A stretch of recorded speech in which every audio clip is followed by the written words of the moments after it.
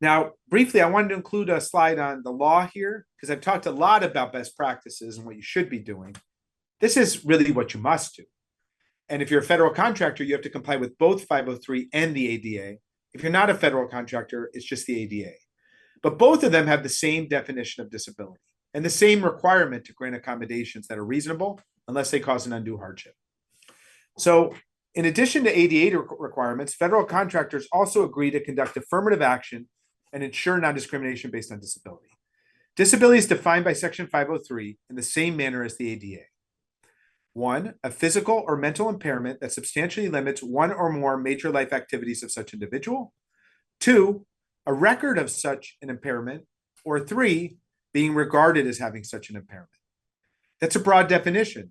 It not only includes having disability now, it could also include having one in the past.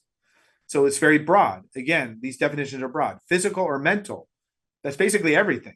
So the intention of this definition is to be broad. I've included for you the OFCCP self-identification form that includes many examples of disabilities, again, taking a broad view.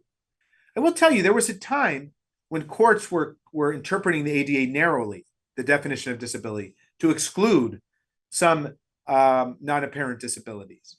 But that's changed. That changed with the ADA Amendments Act. And the definition now is viewed very broadly.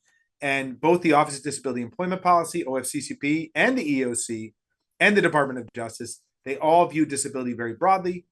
The definition, if you go on the OFCCP form, you'll see that disabilities include autism, autoimmune disorder, blind or low vision, cancer, cardiovascular or heart disease, celiac disease, cerebral palsy, deaf or hard of hearing, depression or anxiety, diabetes, epilepsy, gastrointestinal disorders, intellectual disability, missing limbs or partially missing limbs, nervous system condition, such as migraines, Parkinson's or multiple sclerosis, psychiatric conditions, such as bipolar disorder, schizophrenia, PTSD, or major depression. Also, more recently, they've added neurodivergence directly to the form. I included if you're a federal contractor, I'll just make a point here. If you have a federal contract of at least $50,000 and at least 50 employees, you're actually subject to 503 in addition to the ADA. So you should be aware of that. And you're not only subject to 503, you're subject to having an affirmative action program based on 503, as well as the executive order 11246 and potentially VEVRA if the contract gets up to 150,000.